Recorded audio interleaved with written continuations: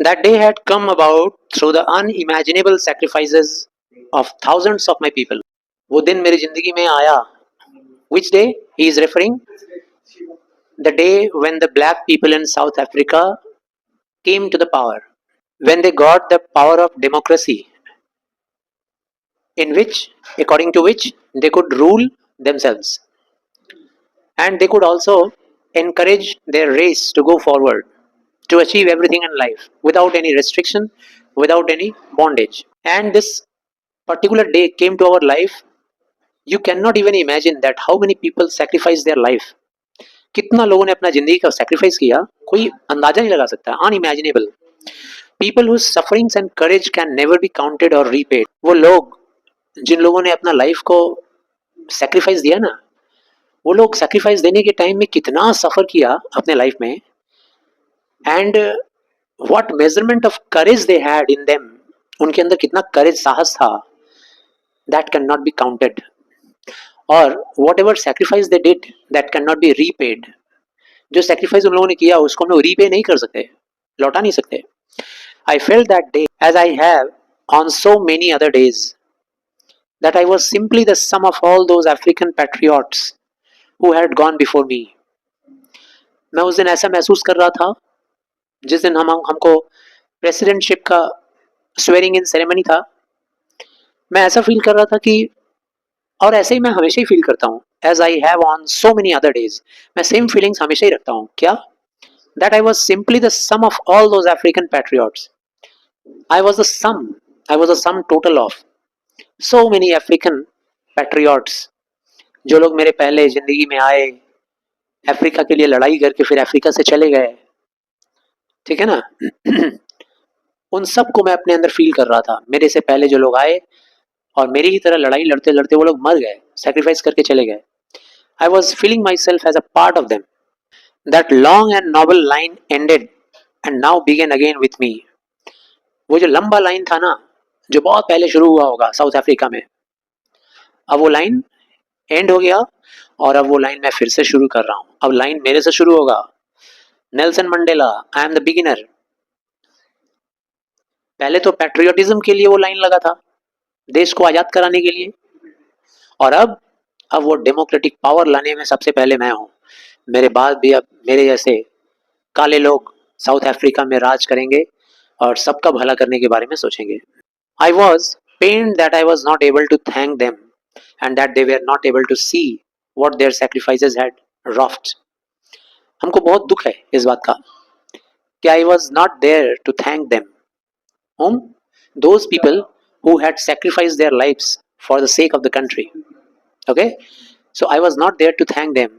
This is my utmost sorrow, and at the same time I also feel very upset that those people are not here now, that they could see what is the result of their sacrifices. उन लोगों ने जो sacrifice किया, उस sacrifice का result क्या है, वो देखने के लिए आज वो लोग नहीं हैं. So the policy of apartheid on the part of the white South Africans, that created a deep and lasting wound in my country and my people. Lasting wound means our countrymen and our country suffered a lot. उन लोगों को बहुत पीड़ा सहना पड़ा. किस वजह से? Because of the deep and lasting effect of the apartheid. Apartheid का मतलब क्या होता है? Class distinction on the basis of color.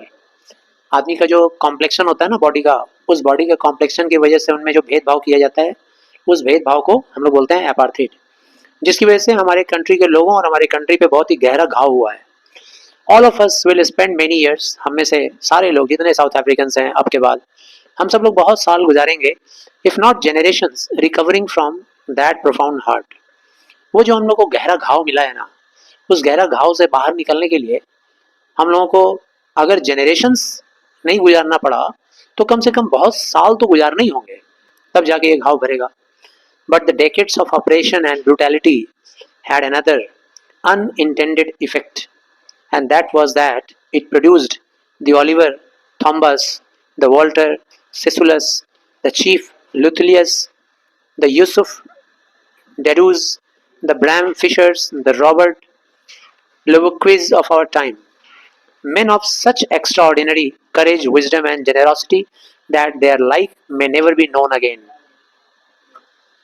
But the decades of oppression and brutality, हमारी कंट्री में जो इतने इतने साल तक जो ऑपरेशन हुआ, इतना जो सताया गया हमारा कंट्रीमैन को, but the decades of operation, इतने इतने साल तक, decade, 1 decade is equal to 10 year, इतना इतना साल तक का जो ऑपरेशन हुआ हमारी कंट्री में, जो हमारी कंट्री में ब्रूटैलिटी हुई, उससे एक और इफेक्ट आया हमारे यहाँ, अनइंटेंडेड, ऐसा हम लोगों ने सोचा नहीं था, अनइंटेंशनली एक इफेक्ट आया, पॉजिटिव इफेक्ट, कि हमारा कंट्री ने प्रोड्यूस किया बड़े बड़े देशभक्तों को, बड़े बड़े पैट्रियट्स को जन्म दिया है, जैसे इन सब का नाम दिया हुआ है, दी ओलिवर टैम्बोज, वॉल्टर सिसुलस, ठीक है ना, यहाँ बहुत सारे लोगों का नाम दिया हुआ है, इन सबको आप लोग यहाँ से पढ़ लोगे। ये ऐसे एक्स्ट्रा ऑर्डिनरी करेज वाले लोग थे ना, जिनके पास विजडम भी था, जेनरॉसिटी भी था, बहुत ही दानी किस्म के लोग थे। Men of such extraordinary courage, wisdom and generosity that their life may never be known again. ये ऐसे ऐसे लोग थे ना, ऐसा इनका करेज था, ऐसा विजडम और ऐसा जेनरॉसिटी था कि अब शायद इस तरह के लोग कभी दोबारा मिलेंगे ही नहीं, दिखेंगे नहीं साउथ अफ्रीका में। Perhaps it requires such depth of oppression to create such heights of character. शायद इस तरह के हाई कैरेक्टर वाले इंसानों को पैदा होने के लिए हाई ऑपरेशन का ज़रूरत होता है। कोई भी कंट्री में जब हाईली लोग ऑपरेस होते हैं, जब बहुत बड़े लेवल में जब सताए जाते हैं, तभी जाकर के उस कंट्री में बड़े लेवल के महान लोग पैदा होते हैं, महान देशभक्त पैदा होते हैं। जैसे आज हमारे देश में देशभक्तों की बहुत ही कमी है, ठीक है ना, लेकिन पुराने ज़माने में जो बड़े बड़े देशभक्त के बारे में आप हिस्ट्री में पढ़ते हो, they all came to us only because of the high operation that was caused to us by the Britishers. My country is rich in the minerals and gems that lie beneath its soil, but I have always known that its great wealth is its people, finer and truer than the purest diamonds. No doubt हमारा country जो south Africa है बहुत ही rich है, यहाँ पे mineral, यहाँ पे James बहुत सारे हैं, हमारे देश की मिट्टी में दबे हुए हैं ये सब। लेकिन मैं जो ग्रेट डायमंड और जेम्स को इज्जत देता हूँ, मेरे हिसाब से जो ग्रेटेस्ट वेल्थ है हमारी कंट्री का, वो है हमारे यहाँ के लोग, हमारे यहाँ के सच्चे देशभक्त, finer and truer than the purest diamond. उस प्योरेस्ट डायमंड और जेम्स से भी ज़्यादा कीमती हैं हमारे यहाँ के लोग। It is from these comrades in the struggle that I learn the meaning of courage. ये जो मेरे कॉमरेड्स थे ना, साथी, जिनका पीछे नाम बताया गया, वही चीफ लुथलेस, वॉल्टर सिसुलस और बहुत सारे लोग, ये जो कॉमरेड्स थे, कॉमरेड्स बोलते हैं हम लोग, पॉलिटिकल वर्ड है, जो देश के लिए कुर्बान करते हैं अपने आप को या अपना सर्विसेज देते हैं, दे आर कॉल्ड कॉमरेड्स। इन कॉमरेड लोगों से मैंने सीखा, इस स्ट्रगल में, देश को आज़ाद कराने का जो स्ट्रगल था, उससे मैंने सीखा द मीनिंग ऑफ करेज, साहस किसको बोलते हैं। Time and again I have seen main and women risk and give their lives for an idea. लंबे समय से मैं देखते आ रहा हूँ, बार बार हिस्ट्री में देखते आ रहा हूँ कि बहुत सारे मेन, बहुत सारे वुमेन अपने लाइफ को रिस्क में डाल देते हैं और अपने लाइफ को दे देते हैं दुनिया को, अपने लाइफ का बलिदान कर देते हैं दुनिया के लिए या किसी आइडिया के लिए, लोगों की भलाई करने के लिए या फिर पर्टिकुलरली किसी आइडिया के लिए। I have seen men stand up to attack and for torture without breaking, showing a strength and resilience that defies the imagination. मैंने बहुत सारे लोगों को देखा है कि वो लोग, उनके ऊपर अटैक हो रहा है, लेकिन they are standing up to that attack, means they are not reacting in attacks, but they are just bearing all those attacks. कई लोगों को मैंने देखा है जिनके ऊपर टॉर्चर होता है, उनके ऊपर अटैक होता है, but they face it without breaking, टूटते नहीं हैं वो लोग, अपने आप को तोड़ते नहीं हैं, टूट नहीं जाते हैं। Showing a strength and resilience, अपना ताकत दिखलाते हैं, अपना रेजिलेंस दिखलाते हैं। रेजिलेंस क्या होता है? एक ऐसा एबिलिटी है कि हमारे ऊपर कितना भी टॉर्चर हो लेकिन हम उसको झेलेंगे, जैसे महात्मा गांधी थे। That defies the imagination. Really में उन लोगों का ये करेज देख करके आप इमेजिन नहीं कर सकते। हमारे देश में भी तो ऐसा इतिहास है, कई बार अंग्रेजों का मार खाते खाते हमारे बहुत सारे देशभक्त वहीं दम तोड़ दिए, लेकिन ना हाथ उठाए ना भागे, वहीं खड़े रहे। I learn that courage was not the absence of fear.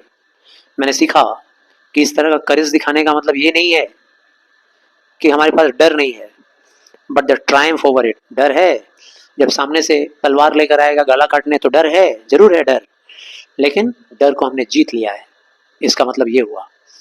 ठीक है ना, हमने देखा है डर को हम लोगों ने जीत लिया। मैंने भी सीखा, हमारे कॉमरेड्स लोगों ने डर को जीत लिया था, क्या क्या अत्याचार उनके ऊपर नहीं हुआ, but the Triumph over it. The brave man is not he who does not feel afraid, but he who conquers that fear. बहादुर किसको बोलते हैं? उसको नहीं बोलते हैं जो डरता नहीं है, उसको बहादुर नहीं बोलते हैं। डर लगे लेकिन डर को जीत ले, डर को जीत लेने वाले को बहादुर कहते हैं। No one is born hating another person because of the colour of his skin और हिज बैकग्राउंड और हिज रिलीजन। क्या संसार में ऐसा कोई इंसान पैदा हुआ है? बोलो तो, जो जन्म से ही लोगों को हेट करे on the basis of his color, on the basis of his background, and on the basis of his religion. No one hates any religion by birth. यहीं पे सिखाया जाता है, दुनिया में आके सिखाते हैं लोग। People must learn to hate, and if they can learn to hate, they can be taught to love. For love comes more naturally to the human heart than its opposite. देखो, इंसान को नफरत करना यहाँ सिखाया जाता है, जन्म से कोई नफरत करना नहीं जानता है। इंसान को यहाँ सिखाते हैं कि वो लोग अलग हैं, डिफरेंट हैं, उनसे नफरत करो। तो अगर हम नफरत सिखा सकते हैं तो प्यार भी तो सिखाया जा सकता है, और प्यार सिखाना ज्यादा इजी है, बिकॉज लव कम्स नेचुरली। ठीक, हेट नेचुरली नहीं आता है, but love comes naturally. By birth बच्चा अपनी माँ को प्यार करता है, बाय बर्थ बच्चा खाना से प्यार करता है, अंगूठा चूसता है, अपने अंगूठे से प्यार करता है बाय बर्थ, है ना, हेट नहीं करता है किसी चीज से। They can be taught to love than its opposite. मतलब प्यार सिखाना ज्यादा इजी है than its opposite. Opposite means what? Then hate. Even in the grimmest times in prison when my comrades and I were pushed to our limits, I would see a glimmer of humanity in one of the guards, perhaps just for a second, but it was enough to reassure me and keep me going. जब मैं और मेरे comrades, मेरे साथियों को jail के अंदर, when we were pushed to our limits, means limitlessly we were tortured, limitlessly we were beaten inside the jail. There also I could see a glimmer of humanity. A glimmer of humanity means, glimmer का मतलब होता है चमक। I could see a shine of the humanity. Humanity is something very natural. When somebody shows humanity towards others, then his face shines. Okay, his personality shines. तो मैंने देखा कि हम लोग का जो गार्ड्स थे वहां पे जेल में, उसमें से एक गार्ड का चेहरा चमक उठा था, because he was showing us kindness. Just for a second it showed it, just for a second he showed it to us. Only within that second I got a reassurance. हमको दोबारा विश्वास मिला लड़ाई करने का, कि चलो हम लोग इतना भी झेल रहे हैं, हमारे झेलने को कोई तो हमदर्दी से महसूस कर रहा है, कोई तो हमदर्द मिला, थोड़ा तो मुस्कुराया, थोड़ा तो हम लोग को दया दिखलाया। इससे हम लोग अपना आंदोलन को और आगे ले जाते रहे। Man's goodness is a flame that can be hidden but never extinguished. इंसान का जो भलाई होता है ना, वो एक तरह का फ्लेम होता है। फ्लेम को हम लोग बुझा नहीं सकते हैं, उसको छिपा जरूर सकते हैं। फ्लेम को छिपा सकते हैं, सपोज उसके सामने कुछ रख देंगे ओपैक मीडियम वाला कोई चीज, इधर से उधर ट्रांसपेरेंट नहीं होगा, तो फ्लेम को छिपा सकते हैं, बट उसको एक्सटिंग्विश नहीं कर सकते, बुझा नहीं सकते फ्लेम को। In life every man has twin obligations. देखो, हमारे हर इंसान की जिंदगी में दो ऑब्लिगेशंस होता है, अनिवार्य काम, मतलब करना ही है। We are obliged to do two actions at least. Obligation to his family, to his parents, to his wife and children, and he has an obligation to his people, its community, his country. दो obligation क्या है? एक तो तुम्हारा family और एक तुम्हारा country। जिस समाज में रहते हो, जिस देश में रहते हो, उसके लिए भी तुम्हारा जिम्मेदारी है, और जिस फैमिली में रहते हो, जो मम्मी है, पापा है, भाई बहन है, परिवार है, उसके लिए भी तुम्हारी जिम्मेदारी है। मतलब तुम्हारी पहचान डबल है, एक परिवार के लिए है और एक देश के लिए है। In a civil and human society, each man is able to fulfill those obligations according to his own inclination and abilities. Civil life में अगर हम लोग देखें या हमारे समाज में अगर देखें, जैसे हम लोग हैं, हम लोग तो सब समाज में हैं, हम लोग तो नेल्सन मंडेला और महात्मा गांधी के लेवल के देशभक्त नहीं है। उन लोगों में एक अलग जुनून था, एक अलग जोश था, वो जोश हम में नहीं है। तो बोल रहा है कि समाज में जितने भी लोग हैं, हर इंसान वो अपने इन दोनों ऑब्लिगेशन को फुलफिल करता है according to his inclination and abilities. तुम में कितना एबिलिटी है, तुम में कितना इंक्लाइनेशन है, दोनों ही चीज है। You are incline to which part more? If you are incline to your family more, so you will do more to your family than to your country. If you are inclined more to your country, then your services in favor of your country will be more than to your family. But in a country like South Africa, it was almost impossible for a man of my birth and color to fulfill both of these obligations. हमारी country में, south Africa में, मेरे जाति में जो लोग पैदा हुए थे, मेरे रंग रूप के, उन लोगों के लिए ये दोनों ऑब्लिगेशन पूरा करना पॉसिबल नहीं था. क्यों पॉसिबल नहीं था भाई? क्यों? In South Africa man of colour who attempted to live as a human being was punished and isolated. क्योंकि हमारी कंट्री में अगर कोई इस तरह का जिंदगी जीना चाहता है कि अपना फैमिली को डिवोट करे या अपना कंट्री को डिवोट करे, तो तुरंत उसको पनिश किया जाता था और उसको समाज से बाहर कर दिया जाता था, आइसोलेटेड कर दिया जाता था. In South Africa, a man who tried to fulfill his duty to his people was inevitably ripped from his family and his home and was forced to live a life apart, a twilight existence of secrecy and rebellion. और हमारे south Africa में अगर कोई आदमी कोशिश करता था अपना ड्यूटी दिखाने का देश के लिए, अपने लोगों के लिए, तो फिर ये गोरे लोग उसको फोर्स करते थे अलग रखने के लिए, उसको आइसोलेट करके दूर कर देते थे और उस बेचारे का जिंदगी तबाह कर देते थे. Twilight existence of secrecy and rebellion, उसके ऊपर स्टैंप लग जाता था कि ये विद्रोही है, रेबेलियन है, रेबेल करता है, विद्रोह करता है देश के खिलाफ. I did not in the beginning choose to place my people above my family.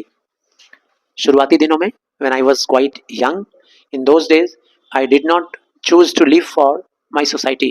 I did not choose to sacrifice my life for the sake of my countrymen. But in attempting to serve my people, I found that I was prevented from fulfilling my obligation as a son, a brother, a father, and a husband. मैंने देखा कि जब मैंने शुरुआत किया अपने देश के लोगों के लिए लड़ने मरने के लिए, उनके लिए स्ट्रगल करने के लिए, तो फिर